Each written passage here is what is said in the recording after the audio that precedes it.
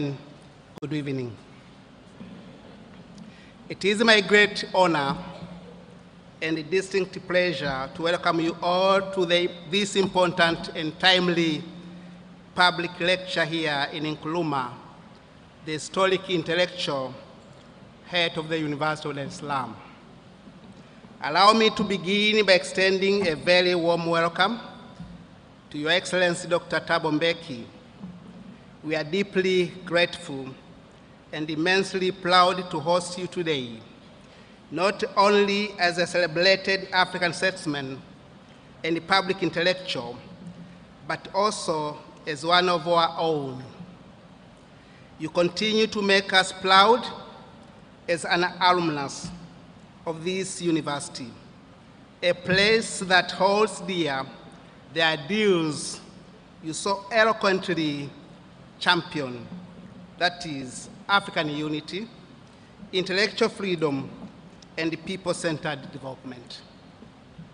Ladies and gentlemen, today's public lecture, themed "The State of the Continent, Relighting the African Renaissance," could not have come at a more critical moment. We are currently witnessing a surge of ideas, aspirations, and demands for deeper transformation across our continent, especially from the youth. It is commendable that this lecture deliberately includes contributions by young scholars and emerging thinkers. It reflects the spirit of African Renaissance, the essence of which is intergenerational, critical, and inclusive. The University of Dar es Salaam remains committed to its role as a vibrant site for constructive but critical thinking. We firmly believe that universities must be spaces where ideas flow freely, where truths are interrogated, and where the dreams of African people are nurtured in bold action. Only a few days ago, this campus hosted a major Codestria conference on academic freedom, reaffirming our shared duty to uphold the autonomy of African scholarship. I'm proud to add that this morning we hosted another lecture in the same spirit delivered by Her Excellency Dr. Netumbo Nandi Ndaitwah, President of the Republic of Namibia. Events like these reinforce this mission of reigniting the African Renaissance and illustrate the urgent need for more Pan-African engagements that break silos and foster solidarity across borders and disciplines on the continent. Your Excellency, we take this immense pride in your enduring relationship with this university. Let me assure you that our doors remain open to you at all times, whether to share your wisdom, guide our youth, or simply reflect among fellow scholars and comrades. To our guests, partners, students, and friends, thank you for joining us today. Your presence affirms the relevance of these conversations and your commitment to Africa's renewal. Asanteni sana na karibuni sana Chuo Kikuu cha Dar es Salaam.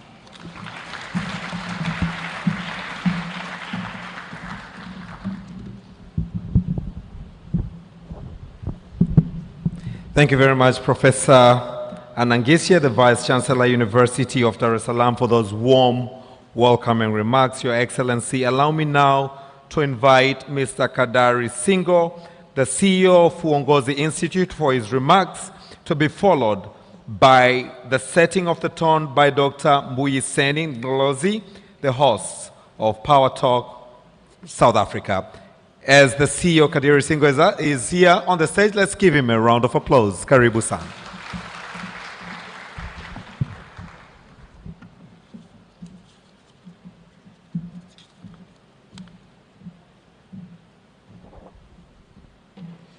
Your Excellency Dr. Thabo Mbeki, the former President of South Africa, Your Excellency Dr. Jakaya Mrisho Kikwete, the Chancellor of the University of Dar es Salaam and the former President of the United Republic of Tanzania, Honorable Professor Adolphe Mkenda, Member of Parliament, Minister for Education, Science and Technology, distinguished guests, esteemed members of the university community, professors, students, and invited guests, ladies and gentlemen, good afternoon. And the last time I was here, I was just talking to the former President Kikwete and asking him about when he was here last. He says he was here between 1972 and 1975. It was amazing that he can even remember the room number that he stayed in from 1975. Now, my memories are different. Last time I was here was 1996. And my memory of this place is that I was escorted outside of this room by the police because we had a kunji. Those who remember what a kunji is.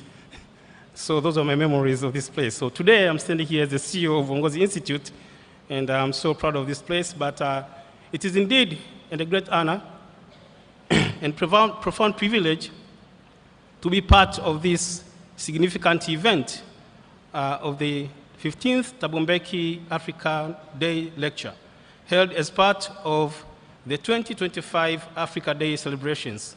We all know that since its inception, the Thabo Mbeki Foundation has emerged as a vital force in advancing the African Renaissance.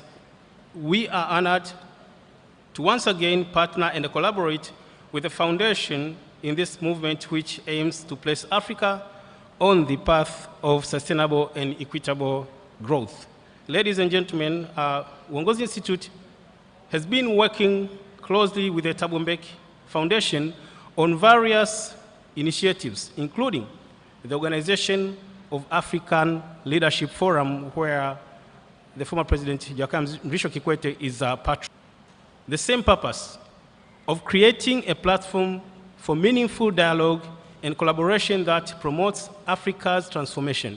Your Excellency, we are privileged to continue working with you and to benefit from your visionary leadership.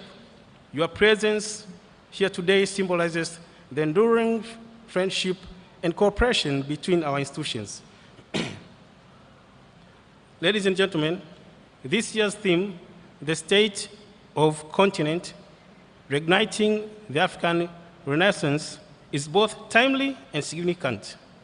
The concept of an African Renaissance is not new. It was notably articulated in the late 1990s by our Excellency President Thabo Mbeki,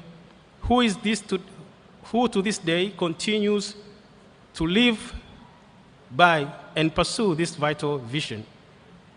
His Excellency is a steadfast believer, seeks to address Africa's historical challenges and revitalize the African continent.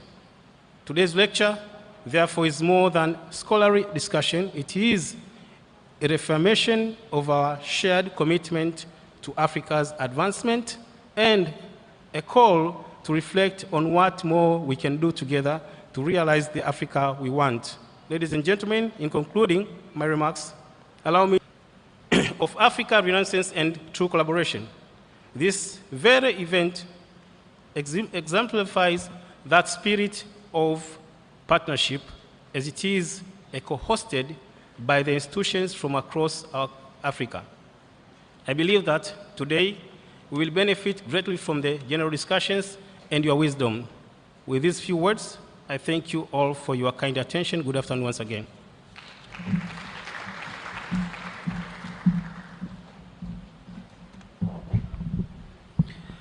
Thank you very much, Mr. Kadari Singo, the CEO of Uongozi Institute, for your wonderful remarks.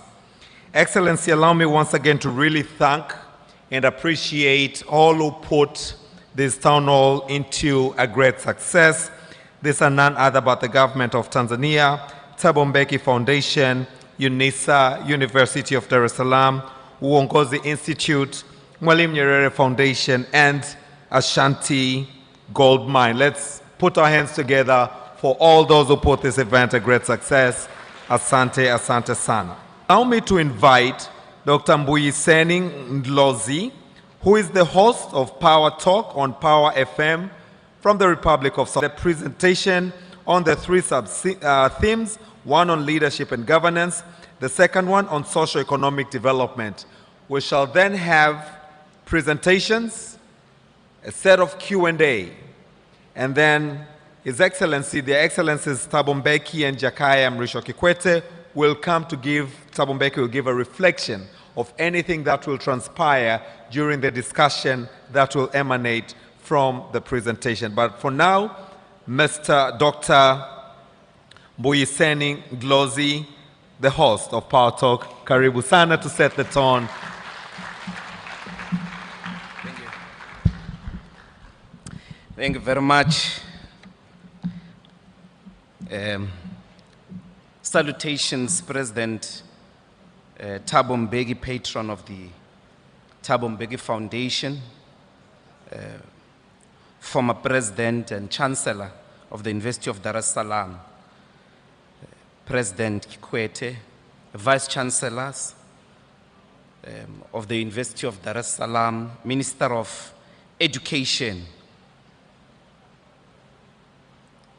the leadership of UNISA that is here, the chairperson of the Mwalimu Nyerere Foundation, Mzee Butiku, and Bramex. Bramex is the CEO of the Thabo Mbeki Foundation.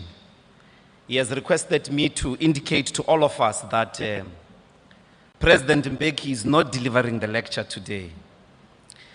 The lecture is taking place on Saturday.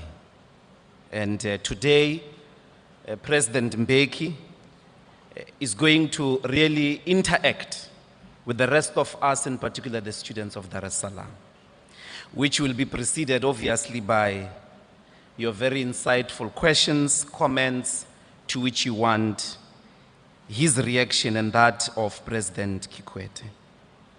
We gather here at the University of Dar es Salaam, the University of President Magufuli, Museveni, Kikwete, Mkapa, and many of Africa's finest sons and daughters in science, literature, and the arts. A university whose opening was presided directly by Mwalimu himself in the 1970s. At this moment, he was at pains to mark out the post-colonial academic project. Here in his speech at the opening of the university in August 21 of 1970, Mwalimu canvassed the relevance of Dar es Salaam, the relevance of Dar es Salaam University to African reality and needs, warning against the epistemic culture of mimicry, the academic disease of seeking to emulate Western academic institutions. Mwalimu was clear that this mimicry has nothing, quite frankly, to do with science itself. Meaning, one could not say, I'm not going to study artificial intelligence because it was invented in the West. This is contrary to another emphasis he put on reality. In 1966, he argued right here in this campus, speaking to students like we are doing today, that the university must help the nation to face reality. And in our reality, the need for science and scientific training is desperate. Many people today, particularly those who speak about decolonizing the university, miss this point. Often they think decolonization means rejecting science because it is Western. Mwalimu would view such a proposition as dangerous as it is delusional. What is the reality? Industrial development and innovation has entered an interesting stage of machine learning, generative AI, nanotechnology, cyber, physical systems, Internet of Things, and cloud computing in what is now known as the Fourth Industrial Revolution. Meaning these developments are at an industrial scale and defining industrial production. On the 5th of February this year, CNBC International Podcast published a podcast by Professor Max Tegmark, a Swedish-American physicist at MIT, who argued that AI is posing an existential threat to humanity. He speaks of the supersonic speed with which machines are close to attaining autonomous, intelligent capabilities, and soon humans will lose control over them. This loss means these intelligent systems can take decisions on their own that we often cannot immediately comprehend, and that may be harmful to populations. He calls for, in fact, regulation at global scale and complete ban on companies developing these systems on their own.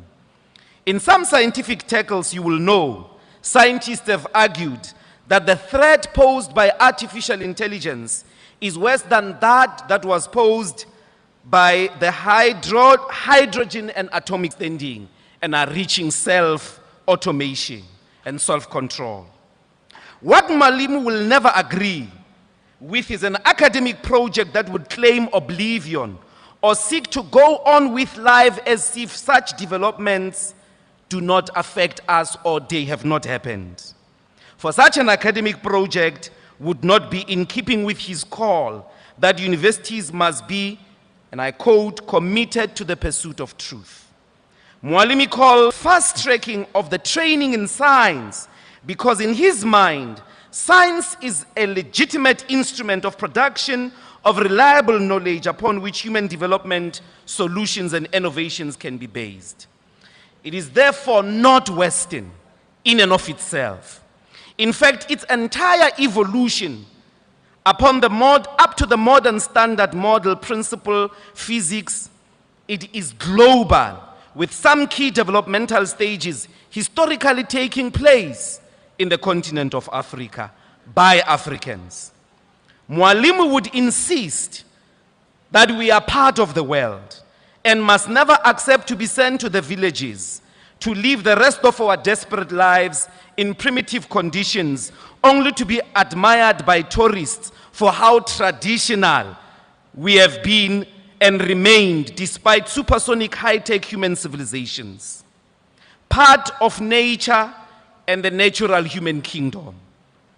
Mwalimu knew that the universality of science cannot be domesticated by racism, which drove the colonial project. Colonization was driven by a lie, which got sustained through genocide, zombification of Africans, the cultural domification of the continent. The liberal problems facing the continent and its people was emphasizing agriculture. A more central proposition he put in that very year relates to the question of self-reliance, also articulated elsewhere in his works on education as self-reliance. His central struggle, which remains our struggle today, is that Africa, or is often Africa that thinks for itself, that is able to stand as an equal partner amongst the people of the world. That it must be part of the world is non-negotiable. An Africa capable of leading its own development, governing itself in total peace and stability. Our duty in gathering tonight is to rise to Mwalimu's challenge, which is the central tenet of African Renaissance, of the African Renaissance project. To renew Africa, first and foremost, is to accept the inevitable, eternal, and urgent truth. No one is coming to save this continent. Africans, you are on your own. We are on our own. Self-reliance is the ability to depend on ourselves. Africa is totally reliant for this sustenance on other peoples of the world. Meaning for at least the past 50 years, in some post-colonial dispensations, we are speaking about much more. We have volunteered ourselves, our ramification in the whole world. After 50 years of independence, here in Tanzania, it has been over 60 years. What justification do we still have for the sickly to arrest and imprison each other over ideas, kill each other over ethnic differences? Yet we do not have the same determination to solve the economic problems that face us. How come we don't mobilize the West in the when it comes to the positive development and the resolution of poverty, inequality, industrialization? Our leaders have the audacity to say it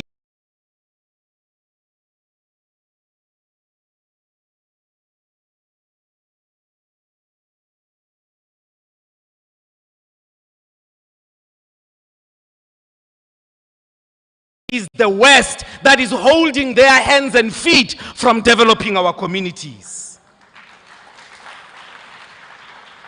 Yet we do not have the same determination as well for a self-reliant Africa in mining, manufacturing, communication, digital technologies, infrastructure, healthcare, and education. We know that Africa relies on imports for many consumer goods, with only 20% of food imports coming from other countries. For manufactured goods, the continent produces just 2%, suggesting low share